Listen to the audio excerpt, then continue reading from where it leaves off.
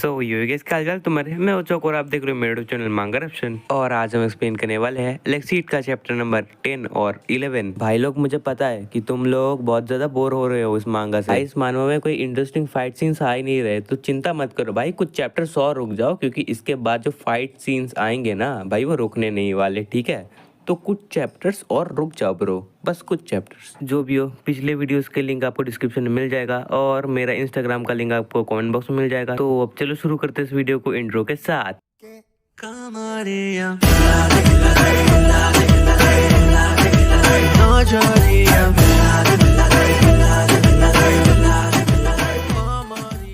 तो इस चैप्टर की स्टार्टिंग में हमें केडन को दिखाया जाता है, जिससे हमारा जियो माफी मांग रहा होता है। फिर जियो उसे बोलता है, मिस्टर केडन मुझे माफ कर दीजिए, मुझे लगा था कि आप चले गए बिना गुड बाय कहे। मैं प्रॉमिस करता हूँ ये दोबारा कभी भी नहीं होगा। प्लीज मिस्टर केडन मुझे माफ कर दीजिए। फिर केडन इसके जवाब में बोलता है, ये काफी ज्यादा अनोइंग है, मुझे समझ में आ गया। फिर जियो बोलता है, सच में मिस्टर केडन आपने मुझे माफ कर दिया। जिस पर केडन बोलता है, देख बच्चे, इसमें माफ करने की कोई चीज नहीं है, जो हो गया वो हो गया, अब प्रेजेंट पे ध्यान दे। फिर जियो बोलता है, मिस्टर केडन आप क्या बाथरूम में कुछ जरूरी काम कर रहे थे जिसमें मैंने आपको डिस्टर्ब कर दिया। जो सुनते साथ केडन गुस्सा हो जाता है। फिर केडन मन में बोलता है, मेरा सच में दिल कर रहा है कि मैं अभी इसे जान से मार दूं। फिर जियो डरते हुए केडन को बोलता है, मिस्टर केडन आप प्लीज अपना ये पंजा नीचे कर दो। पर जो भी हो मैं काफी ज्यादा खुश हूँ कि आप अभी भी यहीं पर हो। और जियो की ये प्यारी प्यारी बातें सुन के केडन उसे मार नहीं पाता। केडन मन में सोचता है, हे भगवान, आखिर मैं किस मुसीबत में फंस गया। फिर वो लोग नोटिस करते हैं कि वो जो बिल्ला होता है वो जाग रहा होता है। वो बिल्ला पूरी तरीके से जाग चुका होता है,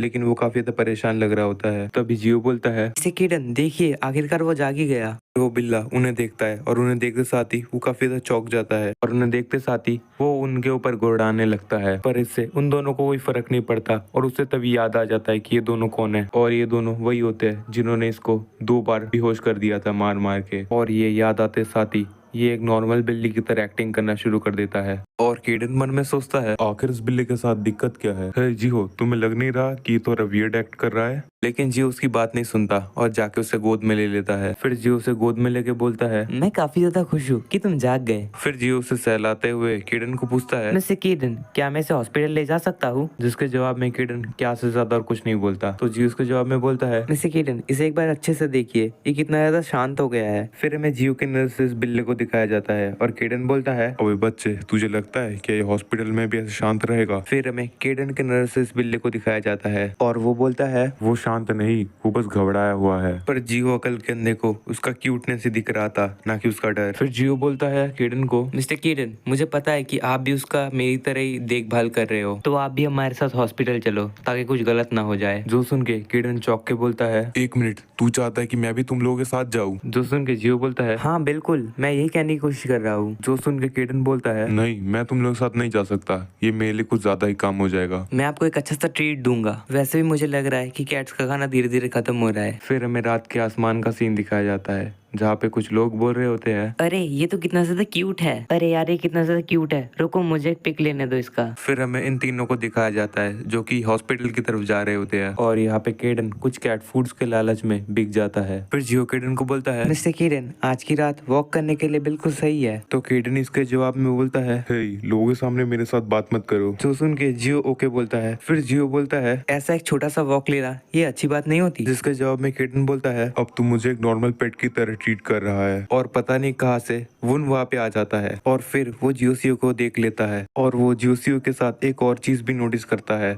उस कैट को। और फिर वो उस कैट को पहचान जाता है कि ये कौन सा कैट है। फिर उसके दिमाग में प्रोफेसर की वही सब बातें घूम रही होती है कि कैसे उसने उस कैट को खो दिया और उसके पीछे ट्रैकर है, पर वो उन्हें कुछ नहीं करता और उन्हें चुपचाप वहां से जाने देता है। फिर जियो एनिमल हॉस्पिटल पहुंच जाता है और डॉक्टर्स को देख के बोलता है, हे, ये तो तुम हो जियो, आखिर तुम इस समय यहाँ पे क्या कर रहे हो। जैसे इसके पास इससे ज्यादा और कोई डायलॉग है ही नहीं। चैप्टर 1 में भी इसने यही बोला था। डॉक्टर क्या आप इसे एक बार देख सकते हो, मुझे लगता है इसको चोट लगी है। मुझे इसके लिए काफी ज्यादा फिक्र हो रही है। अच्छा तो ठीक है, इसे यहाँ पे रख दो। रुको, मुझे इसे एक बार देखने दो। नहीं, इसे कहीं पे चोट नहीं लगी और ये दिखने में हेल्दी भी लग रहा है। शुक्र है, ये ठीक है, मुझे काफी हद तक सही लग रहा है। पर केडन तो बस इस क्लिनिक को ही घूरे आ रहा है तब से। और फिर वो डॉक्टर केडन को देखते हुए बोलता है, तुम उस बिल्ली को कुछ दिन पहले लाए थे ना, तो थोड़ा डाइटिंग करवाओ, नहीं तो ये मोटापा उसके लिए जानलेवा साबित हो सकता है। और सच में इस डॉक्टर के पास डायलॉग्स की काफी ज्यादा कमी है। राइटर ने इसको डायलॉग्स ही नहीं दिए। ये चैप्टर 2 में जो डायलॉग्स बोल रहा था ये चैप्टर 10 में वही सेम डायलॉग्स बोल रहा है। और केडन ये सब सुन के बोलता है ये एक दिन मरेगा और मेरे ही हाथों से मरेगा। मतलब पंजों से मरेगा। अब तो तू भी मरेगा चौको। और फिर जियो कुछ जानवरों को देख के डॉक्टर से पूछता है आखिर इतने सारे जानवर केयरिंग यूनिट में क्या कर रहे हैं डॉक्टर। फिर डॉक्टर उसे बोलता है ये सब घायल है, इन लोगों को कोई अनजान यहाँ पे छोड़ के गया था और इन लोगों की मेडिकल फीस भी वो दे के गया है। तो जियो ये सुन के बोलता है क्या वो बस इन्हें यहाँ पे छोड़ के चला गया। तो वो डॉक्टर इसके जवाब में बोलता है हाँ तुमने बिल्कुल सही कहा, और इनमें से तो बहुत सारे बहुत ज्यादा क्रिटिकल केस में भी थे जिनको मैंने ट्रीट किया, वो सब बिल्कुल मरने की हालत पे थे। जियो बोलता है डॉक्टर इनके साथ किसी ने अब्यूज किया है क्या। डॉक्टर बोलता है अब्यूज नहीं, हम ऐसा नहीं कह सकते, इन पे कोई बाहरी चोट नहीं है, बट वो छोड़ के इन पे कुछ और ही प्रॉब्लम्स है। तो जियो बोलता है क्या कुछ और प्रॉब्लम्स, मुझे कुछ समझ नहीं आया डॉक्टर। फिर डॉक्टर बोलता है अगर मैं सारे रिकॉर्ड्स को अच्छे तरीके से जांच पड़ताल करूँ तो इनकी हालत ड्रग एडिक्शन की वजह से ऐसी हो गई है। जो सुन के ये दोनों तो काफी ज्यादा हैरान हो जाते हैं। और फिर हमें एक जगह का सीन दिखाया जाता है जहाँ के सीढ़ियों से कोई धीरे धीरे नीचे उतर रहा होता है। फिर हमें दिखाया जाता है कि वो वुन होता है और वो अपने प्रोफेसर के लैब में आया होता है और प्रोफेसर उसे देख के बोलता है हे वुन, आके तुम इस समय यहाँ पे क्या कर रहे हो। तो वुन बोलता है ज्यादा कुछ नहीं प्रोफेसर, मैं बस उन जानवरों का हर एक ट्रेस यहाँ से मिटाने आया हूँ। फिर प्रोफेसर उससे बोलता है हाँ ठीक है, पर बाहर थोड़ा ध्यान से रहना क्योंकि वो जासूस कभी भी हमें पकड़ सकते हैं। अरे यार ये मुझे पागल कर रहा है, आखिर ये काम क्यों नहीं कर रहा, पिछली बार तो ये काम किया था। फिर वो प्रोफेसर को बोलता है प्रोफेसर क्या मैं आपको एक सवाल पूछ सकता हूँ, आपने जिस दिन उस जासूस को देखा था उस जासूस के पास क्या पावर्स थी। फिर वो प्रोफेसर याद करके बोलता है पावर्स, उसके पास सुपर स्पीड की पावर्स थी। मैं ये इसीलिए बोल पा रहा हूँ क्योंकि वो जब मेरे सामने था मैंने उस पर अटैक किया था, पर अचानक से वो गायब हो गया था। मैंने उसे रोकने की कोशिश की थी बट वो तब तक चला गया था। वो अचानक से मेरे सामने आ गया था और अचानक से चला गया था, इसलिए मैं उसे पकड़ नहीं पाया था, पर अगली बार मैं पूरी तरीके से तैयार रहूंगा। और ये बोलते साथ वो काफी ज्यादा गुस्सा हो रहा था और अगली बार वो अगर मुझे मिला तो मैं उसे जरूर जान से मार दूंगा। और वो बस खड़े होके अपने प्रोफेसर की ये सब बकवासी सुनने जा रहा होता है। फिर हमें खुले आसमान का सीन दिखाया जाता है। फिर हमें जियो के क्लासरूम का सीन दिखाया जाता है जहाँ पे जियो किसी को ढूंढ रहा होता है और अचानक से वहाँ पे वुन आ जाता है जिसको देख के जियो काफी ज्यादा खुश हो जाता है। लेकिन वुन जब जियो को देखता है उसे कुछ चीजें याद आने लगती है और वो बात उसके प्रोफेसर की होती है जो वही चीजें दोहरा रहे होते हैं। उसकी पावर्स सुपर स्पीड है, वो बिल्कुल मेरे सामने था पर अचानक से वो गायब हो गया और वो उनके दिमाग में अभी यही सब चीजें चल रही होती है। फिर जियो उसे देख के बोलता है हे वुन आज तुम स्कूल आए हो, क्या बात है। वो उसके बातों का कुछ खास जवाब नहीं देता और चुपचाप अपनी जगह पे बैठ जाता है। और उन दोनों का ये कॉन्वर्सेशन सुन के बाकी के स्टूडेंट उनके बारे में बोलते हैं हे मुझे इस बारे में पता ही नहीं था कि ये दोनों इतने ज्यादा अच्छे दोस्त हैं। अरे ये लोग इतने ज्यादा क्लोज है, क्या तुम इस बारे में जानते थे। वो जब से ट्रांसफर होके इधर आया है उसने एक शब्द भी नहीं बोला। वैसे जियो किसी से भी बात नहीं करता पर वो उनसे बात कर रहा है। हाँ मुझे अब समझ आया, जरूर ये कहीं और मिले होंगे। और लोगों की ये सब बातें सुन के जियो तो काफी ज्यादा परेशान हो जाता है और ऐसे करते करते उन लोगों की क्लास भी स्टार्ट हो जाती है। पर जियो का ध्यान क्लास में नहीं अपने फोन में होता है और वो फोन में अश्लील बिल्लियों की पिक्चर्स देख रहा था और वो ऐसे स्क्रॉल करके काफी ज्यादा खुश हो रहा था। पर पीछे बैठे उनको इस चीज पे शक हो जाता है और फिर वो अपने ही मन में सोचता है जो जासूस होते हैं उनको काफी ज्यादा अच्छी ट्रेनिंग दी जाती है ताकि लोग उन्हें पहचान ना पाए, तो क्या इसे भी कोई स्पेशल ट्रेनिंग मिली है। फिर हमें जियो का घर का सीन दिखाया जाता है जहाँ पे केडन लड़खड़ा के चल रहा होता है और फिर वो बोलता है आखिर ये चल क्या रहा है, मैं इतना ज्यादा कमजोर महसूस क्यों कर रहा हूँ, मैं तो ठीक से खड़ा भी नहीं हो पा रहा हूँ, क्या ये सब उन चोटों की वजह से हो रहा है। फिर हमें वो 3 बिल्लियां दिखाई जाती है जो कि फर्श पे पड़ी हुई होती है, जिन्हें देख के केडन काफी ज्यादा चौंक जाता है। क्या ये इनके साथ भी हो रहा है, ये आखिर है क्या। अच्छा अब मुझे समझ आ रहा है कि कोई अपनी पावर्स यूज कर रहा है ताकि वो मुझे पकड़ सके। और फिर वो बिल्लियां अंगड़ाई लेने लगती है जिन्हें देख के समझ आता है कि वो लोग बेहोश नहीं, वो लोग बस सो रही है। और इन लोगों को ऐसे खर्राटे लेते देख केडन तो काफी ज्यादा चिढ़ जाता है क्योंकि वो काफी ज्यादा डर गया था। अरे यार ये लोग आखिर पूरे दिन कैसे सो सकते हैं। और अब मुझे समझ आया कि मुझे इतनी नींद क्यों आ रही है, क्योंकि बाहर ये जो सूरज की रोशनी है इस वजह से मैं और खड़ा नहीं रह पा रहा हूँ। मुझे ऐसा लग रहा है कि मैं जब कभी सो सकता हूँ। हाँ एक काम करने की कोशिश करता हूँ, मैं सन को अवॉइड करने की कोशिश करता हूँ। शायद मुझे थोड़ा रेस्ट ले लेना चाहिए ताकि मैं अपने पावर्स को फिर से रीगेन कर सकूं। फिर केडन लड़खड़ाते हुए ट्रेनिंग करने जा रहा होता है लेकिन वो गिर जाता है और बोलता है नहीं महान केडन, एक नींद जैसे तुच्छ चीज से नहीं हार सकता। नहीं मैं